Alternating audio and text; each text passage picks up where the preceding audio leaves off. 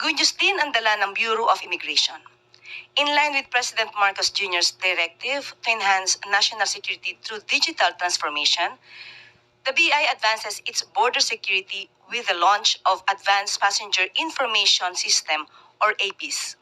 APIS is a globally recognized system that allows authorities to conduct advanced screening of passengers before their arrival, enabling enhanced risk assessment and streamlined immigration procedures. As part of its phased implementation, the BI has begun pilot testing with major airlines, with Cebu Pacific becoming the first carrier to fully integrate its system with APIS. The Bureau of Immigration has also successfully conducted connectivity tests with Interpol's I-24/7 database, ensuring access to global security watch list for enhanced monitoring.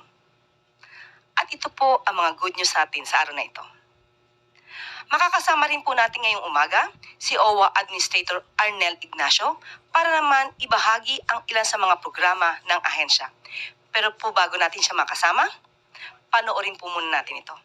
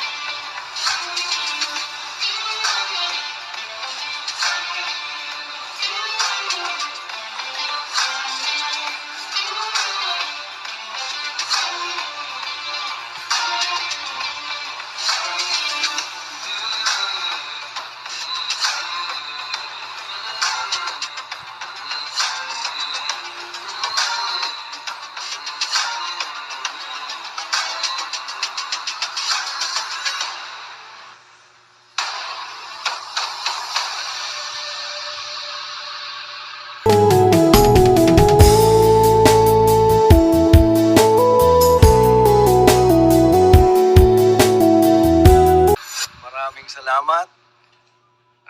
Okay. Nandito po ako to bring you good news. Sa kabila po lahat na nangyayari, ang gusto nating umpisa ng ating araw sa mga magagandang balita. Ito po ang mga nagagawa natin sa OWA, ang Overseas Workers Welfare Administration, of course with the DMW. And gusto lang namin pong ilahad sa inyo na ito po ang kadalasang binibilin. Nung huli kami nakita ni Presidente sa Pampanga, yan lang ang binulong niya sa akin. Arnel, tuloy-tuloy mo lang na pangangalaga sa ating OFW at araw-araw po yan ang ginagawa natin. Doon po sa ilan niyo pong natunghaya ng mga proyekto natin, katulad niyang Migrants Brew that started with the first Migrants Brew coffee shop sa central office. Nung simula yan, parang hindi lang maintindihan bakit kami nagtatayo ng coffee shop. Ito kasi nagsimula ito sa aming mga trips abroad and nakikita ko yung mga OFWs natin. Minsan sinisilip-silip lang kami pagka nagkakape. At amoy na lang ng kape yung kanilang nilalanghap para ba masiyahan. So we started with the first Migrants Brew coffee shop and now all over our 17 offices sa kabuuan ng OWA, meron na po niya, yan ang sumasalubong. So bago pa kayo magdiskusyon ng kanilang mga problema at hinaing, magkakape muna sila. And napakalaki po ng nagawa nito sa kanilang pakiramdam. Tuwing sinasabi natin mahal natin ang OFW, kadalasan tayong inaalok natin kagad, nagkape ka na ba, kumain ka na ba? So ito ang bungad tuwing ang OFW ay pumupunta sa opisina. I really hope that you can also visit the old OWA office dyan sa FB Harrison, corner Bandia.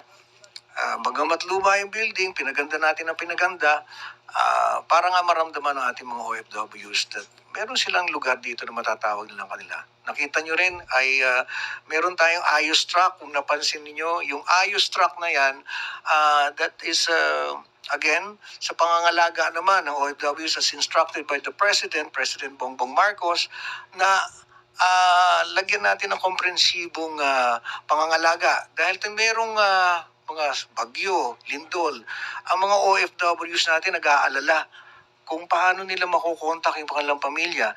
Ito pong Ayos truck na to ay equipped with Wi-Fi.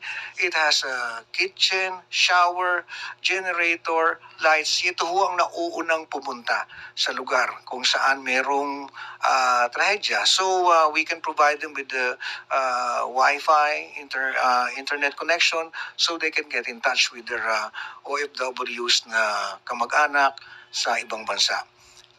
Nakita nyo rin na yung ating dalawang lounges sa Terminal 1 and Terminal 3, which has been operating 24 hours, and as of now, we've reached a 600,000 na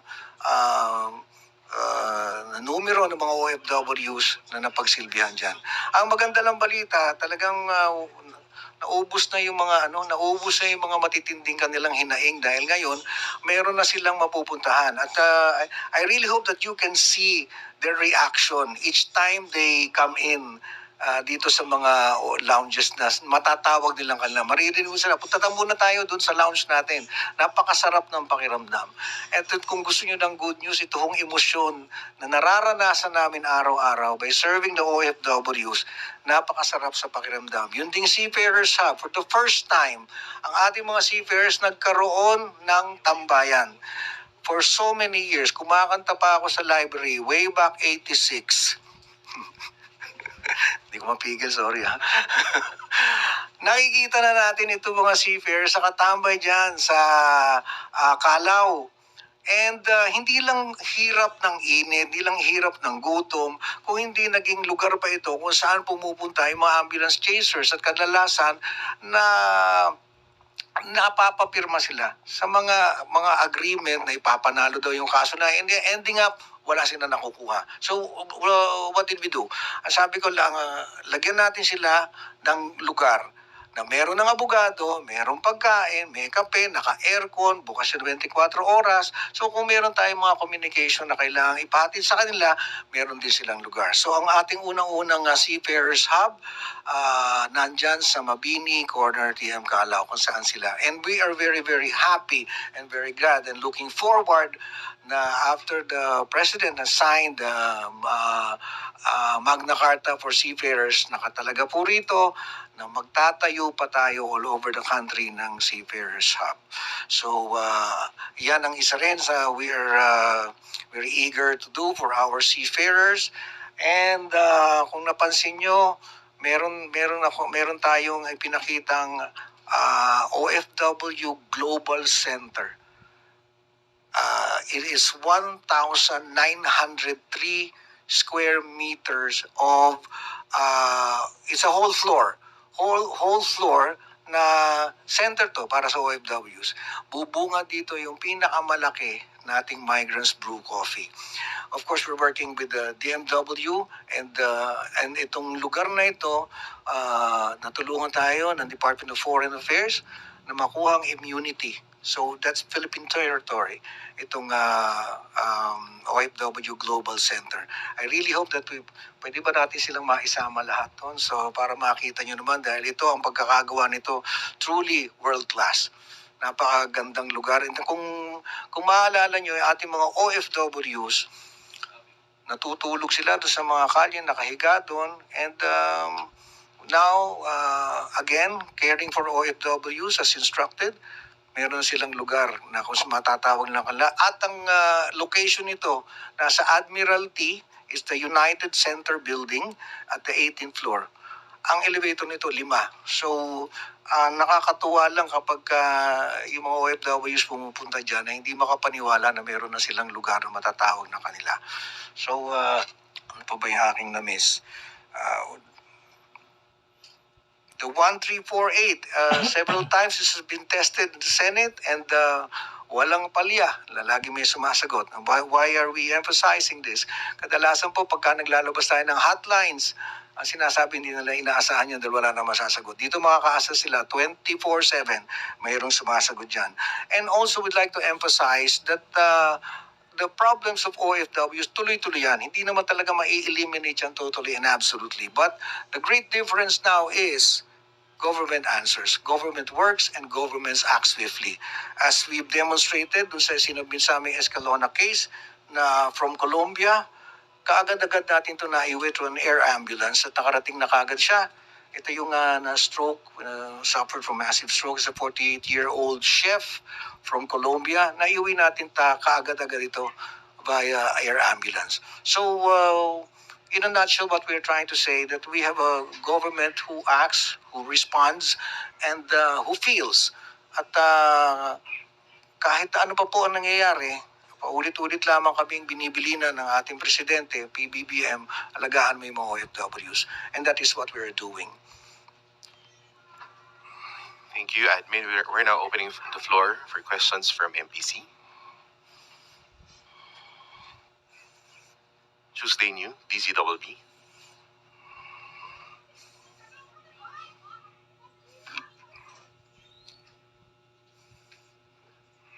Good morning, Admin. Hindi ko maganda yung mga accomplishments ng OWA natin so far, pero Good morning.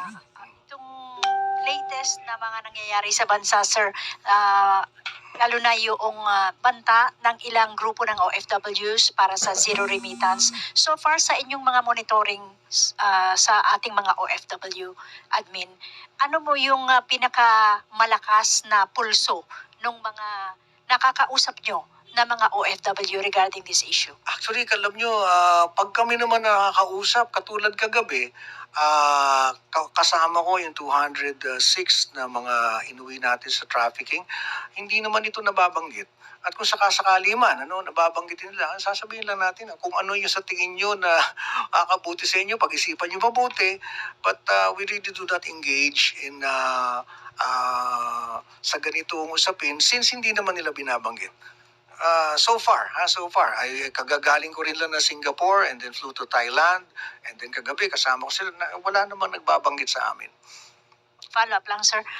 Mayroon ba kayong initiative on the part of the OFW na magsagawa halimbawa ng parang meeting with the OFWs para bigyan sila ng advice regarding this matter? Again, hindi syempre yung OWA mag-encourage or even open the topic. Ang pagka kasi una nila ako nakikita, parang hindi yan na talaga nila naaalala. Kuminsan nga kahit walang problema, pagka maglalakad ako, ang iisipin lang, kailangan may iwi, kailangan may scholarship. So we have confined our interaction with the OFWs, with the immediate needs nila. Doon pa rin naman Tuesday, doon pa rin sila umiikot sa mga pangangailangan nila na kadalasan nilang nilalapit sa amin. So kung merong gustong umuwi, at kadalasan kasi ang topic namin becomes really very light dahil nauuwi ito sa sa tawanan. Alam niyo naman ilang taon na rin ako dito, kaibigan na ang trato ko diyan sa mga OFWs natin. Next question. Alvin Baltazar, Radyo Pilipinas. Hi Alvin. Admin, good morning.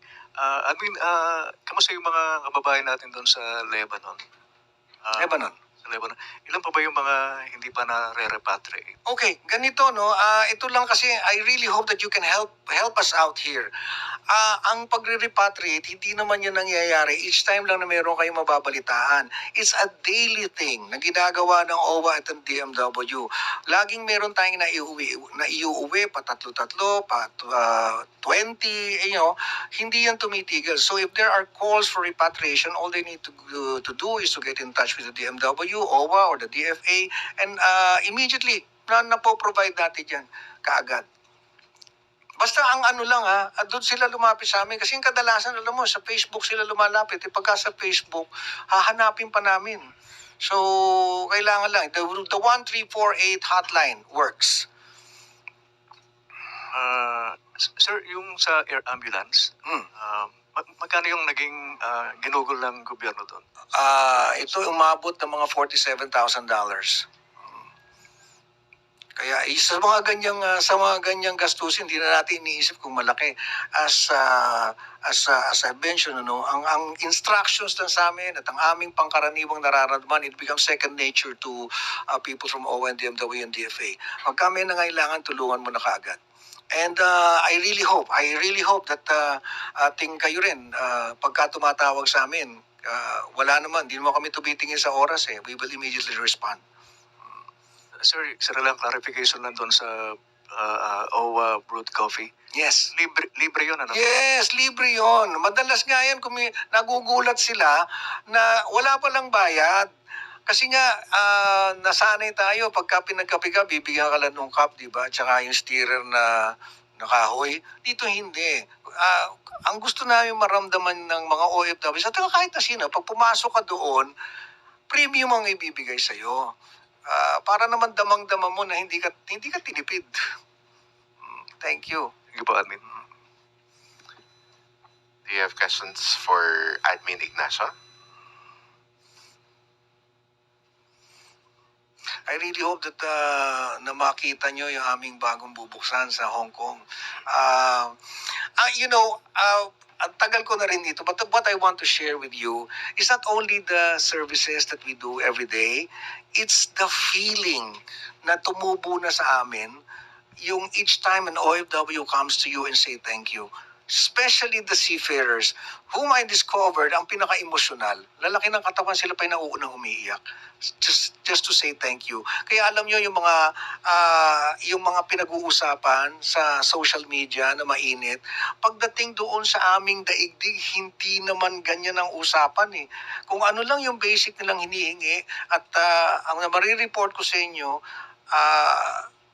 yung pag nag-responde tayo, napakaganda ng aming exchange. I really hope that we can translate that into words because yun na ang naging buhay natin with the OFWs. And I'd like to think and I'd like to say that a lot have changed. And lalo na sa ating pagresponde at pag-aasikaso rin. Hindi lang nung binibigay, kung hindi pag-aasikaso rin nung kanilang nararamdaman. So maraming salamat. Admin, I think we have one more question from Okay. Kenneth Pasyente. Hi, Kenneth. Yes, sir, good morning. Sir, maghingi lang po kami ng update doon po sa OFW's ID, kung meron na pong update doon. What about it? Magre-release po doon. Oo. Ito rin again, I'd like to emphasize, meron din order sa ating presidente na mag-digitalization na tayo. And we have followed that. Kaya kapag kayo ay, yung ating mga OFWs, kubuhan na sila, nag-register sila for the OFW IDs, tong e-card. Meron yan available sa Terminal 3, Terminal 1, sa NCR office, at sa mga lounges natin. No? Ito, bibigyan ka na ng digital copy. So, sa cellphone mo pa lang meron ka na. And meron ka pa rin ng card, which takes about 5 minutes. 5 minutes, matagal na yon, naiinip na yon. And doon din sa mga pinupuntahan naming bansa, like ito, we're going to Hong Kong, right? Dadali namin yung machine para hindi mga taga Hong Kong mabigyan natin ng mga e-cards. And same thing happened when we were in Taiwan. Kung pwede lang namin kayong sinasama. And also in Japan, kasi yung saya, yun ang gusto kong maramdaman nyo at ma-experience Which is the prime reason why kung tinatanong nyo, hindi kami napapagod, hindi kami napapagod. Thank you, thank you. I hope I brought you some good vibes for today. Salamat, salamat.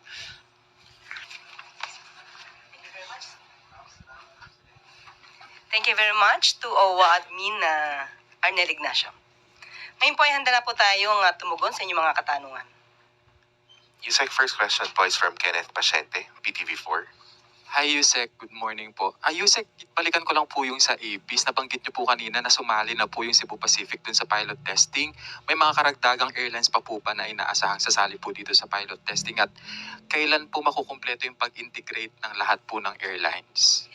Sa ngayon po, tama po na ang Cebu Pacific po ay nag-i-implement na po ito. At sa susunod po ay ang PAL naman na po ang mag-i-implement din po ito. Kapag ka po naging smooth na po ang lahat, once everything is smooth, lahat na po ng airlines ay imamandatory na po na magsagawa na rin po ng APIS. Next question, Christian Yusores, Radyo 630. Hi ma'am, good morning. The DICT said recently po na mas maraming cyber attack pa yung inaasahan nila habang papalapit ang halalan. And one of the main factors ay yung paggamit daw po ng mga troll farms pa rin. In relation to this ma'am, may ibinili na po bang direktiba o kautusan si Pangulong Marcos kay newly appointed Secretary Henry Aguda ng DICT? Actually, sabi nga po natin, yung cyber attacks po talaga ay nakikita na po. Merong epekto na po sa bansa. Kaya unang-una po ang direktiba po ng Pangulo sa bagong appointed na DICT Secretary ay unang-una po ang programa po ng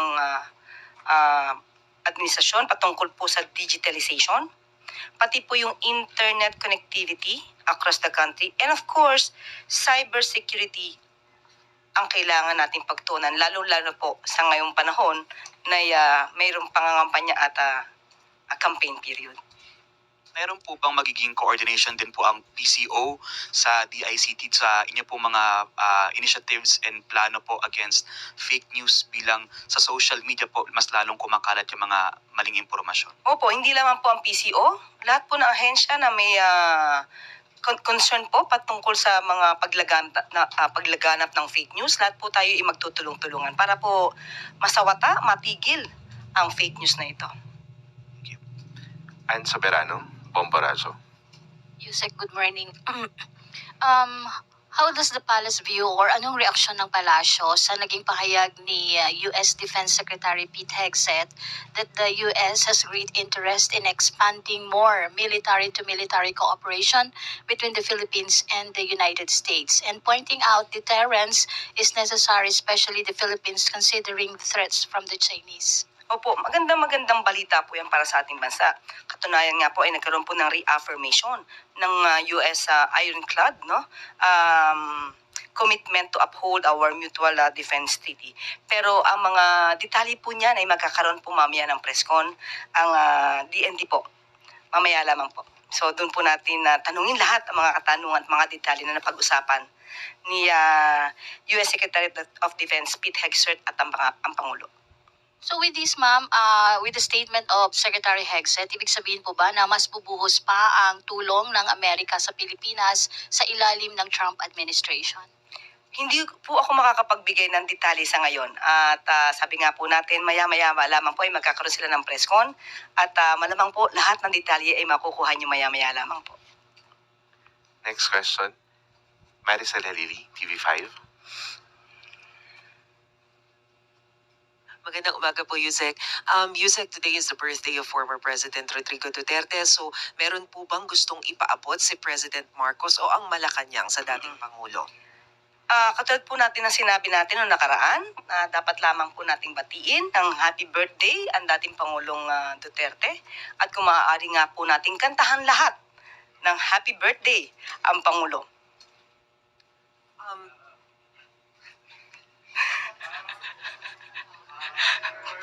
Day to you. Maiksi lang. Happy birthday to you. And of course, we wish more years to come. We also wish good health, good fortune. Kailangan po niya yan.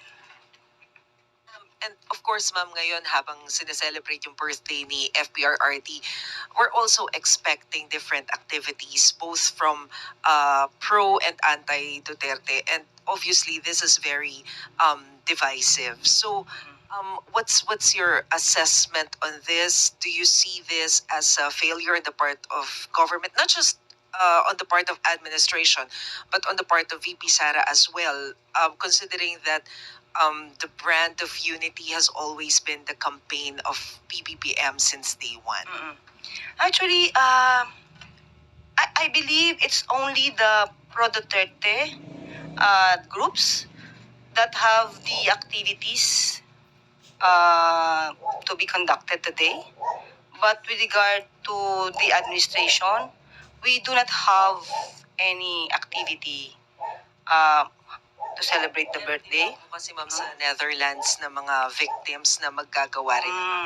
Well, anyway, hindi po natin kasi ito hindi natin mapipigilan kung ano mang gusto na gawing activity ng mga di umano mga biktima o yung mga nakikisimpatya sa mga naging biktima. Tama naman po, siguro dapat malaman din po ng buong mundo na hindi lamang po ang interes ng dating Pangulong Duterte ang madinig. Pati po yung interes ng mga nabiktima ang dapat madinig ng buong mundo. Hindi po natin masasabing divisive ito dahil sila nagsasabi lang ng kanilang mga hinaing, ng kanilang mga sentiments, ng kanilang mga opinion, at it's just a freedom of expression. So, hindi po natin ituturing ito na divisive. Next question. Follow-up question from Eden Santos, Net 25. Good morning po, Yusek. So since hindi nyo itinuturing na divisive yung papakita po ng simpatsya o kaya yung pagpapakita ng kawalan ng simpatsya ng magkabilang taga-suporta po kay FPRRD ngayong kanyang birthday. So yung pong mga gagawing isasagawang mga pagtitipon ng mga taga-suporta nila sa Davao man o sa ibang lugar dito sa bansa ay okay lang din po yun. Hindi yun pipigilan ng ating mga kapulisan. Wala pong kautusan na pumigil sa anumang gagawing pagtitipon dahil ito po ay constitutional right ng bawat Pilipino. At huwag lamang po silang lalagpas at maituturing na ang kanilang mga ginagawa ay labag na po sa batas. At may bilin din po ang DOH, lalo't umiinit na ang panahon. Lagi lang uminom ng tubig, pumunta sa malililim na lugar, at kaya in other words, ingat. Ano na po yung mga parameters na pwedeng lumagpas sila sa limitasyon para naman po reminders lang din paalala doon sa mga magsasagawa ng mga pagtitipon or programa para sa birthday ni FPRRD po? Pag sumigaw na ibagsak ang gobyerno, isa yan. Kapag nagpatuloy ng pananalita para to sow fear, i-promote pa yung hatred sa government, bordering the line of inciting to sedition. Dapat alam po nila yan. Dahil sila naman po ay pinamumunuan ng kanilang mga leaders, so dapat alam nila ang kanilang limitasyon. Ang bawat responsibilidad ay may kaakibat na obligasyon. Ma'am, since kayo po ay bumati na ng happy birthday. Yung lahat, hindi lamang ako. Tandaan natin yan. RD. Ang Pangulo po ba, wala talagang statement or kahit na letter na bumabati po sa dating Pangulo? Ang tanong lamang po sa akin kanina ni Miss Maricel ay kung Malacanang. So lahat na po yan. Lahat na po kami bumabati rito ng happy birthday. Pero ang Pangulo po mismo, wala pong pagkatapos po siguro ng kanyang napakahalagang meeting kay US Secretary of Defense, tanungin natin kung meron siyang pabate. Going back po dun sa good news nyo kanina about pabahay, tinanong ko lang po kung kumusta na po yung 4PH ng Marcos administration. Ilang milyon na po bang pabahay ang naipatayo ng ating administrasyon para sa mga... Kung nakinig ka kahapon sa ating good news, meron po tayo patungkol dito sa San Juan. Ngayon po sinasabi natin ay dito sa Davao. At ibibigay pa po namin yung iba pang nabuo at mga iba pang darating na programa. So, meron po tayong figures. Tumaas Binanggit ko na po yan kahapon. At ngayon din po, binanggit natin. Okay. Thank you. Next question, Alvin Baltazar, Radyo Pilipinas.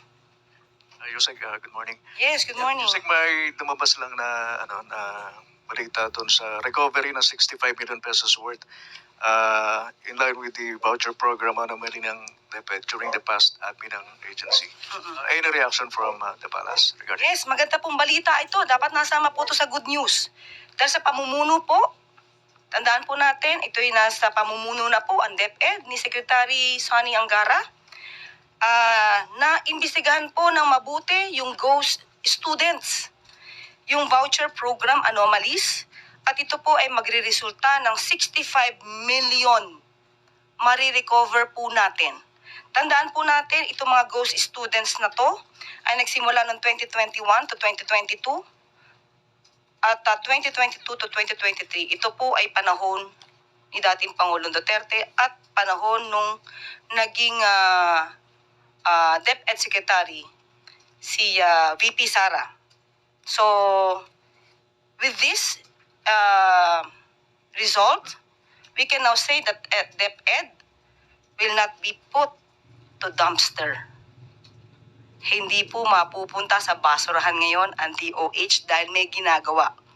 Kung nagkataon po kaya na hindi pa siya ang naging pinuno nito, baka hindi pa po ito naimbestigahan. At hindi natin marirecover ang 65 million pesos na pondo mula sa mga ghost students. Yusek, follow-up lang sana. May nasampahan na ba ang asunto tungkol dito? At kung meron na, ilan yung mga nakasuhan na?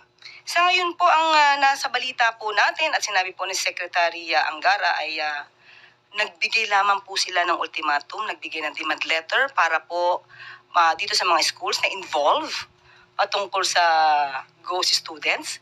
At yun nga po ay base po sa kanilang investigation, makaka-recover po tayo.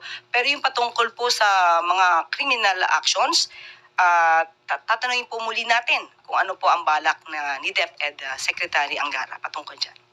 Iba, Yusek. Thank you. Follow-up question. Gilbert Perdes, DWIZ. Next question.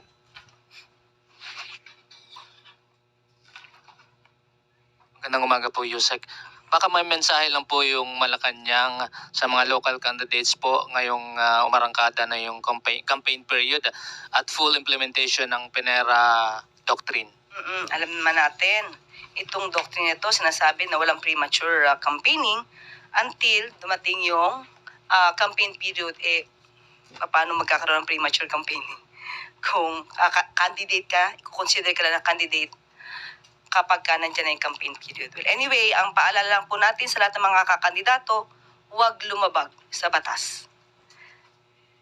Unang-una, kasi kayo po yung magsisilbing leader eh. So, dapat kayo po yung manguna na sumusunod sa batas. So, yun lang po yung paalala natin. Saka baka may mensahe din po kayo o babala po sa mga miyembro po ng PNP-FP na laban ho sa possible na pakikilahok sa anumang election activities at syempre pagpapagamit po sa mga politiko. Yes, of course. Ang PNP kasi dapat, it should remain apolitical. So, wag pagpapagamit, tama po, wag magpagamit sa politiko, wag magpagamit sa damdamin.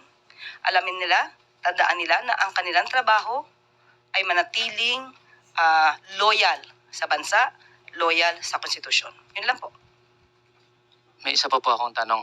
Yung kasi po may campaign period, mainit po yung panahon at yung ibang lugar po nagdeklara po ng suspension ng klase mga eskwelahan.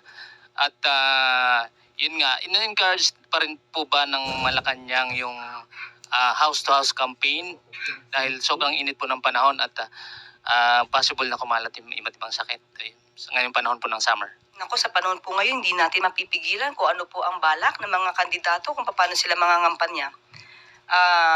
Siguro naman po, alam na nila kung paano ba alagaan ang sarili nila at alagaan na rin yung mga constituents nila. So, ipapaubaya po natin sa kanila ang desisyon na yan. But muli, pinapaalala ng DOH na mag-ingat, uminom palagi, pumunta sa malililim na lugar, at ingat. You have Leth Narciso, DZRH. Yusek, sa mga nakaraang summit po ng Partido Federal ng Pilipinas, tiniyak ni Pangulong Marcos ang tulong na gagawin ng lahat ng kanilang partido ang magagawa para maipanalo yung kanilang mga kandidato. So ngayon nag-start na po ang kampanya sa lokal na posisyon. Ano po kayang tulong ang ibinigay o ibibigay pa ng partido ng Pangulo sa kanilang mga kapartido? Sa ganyan po kasi, ang makakapagbigay lang po ng detalye ay ang campaign manager nila na si Congressman Toby Tiangco. So, ipapaubaya ko na lang sa kanya yung ganyang katanungan. I think we don't have questions anymore. Yusek? At dito na po nagtatapos ang ating briefing. Maraming salamat, Malacanang Press Corps. Magandang tanghali para sa bagong Pilipinas.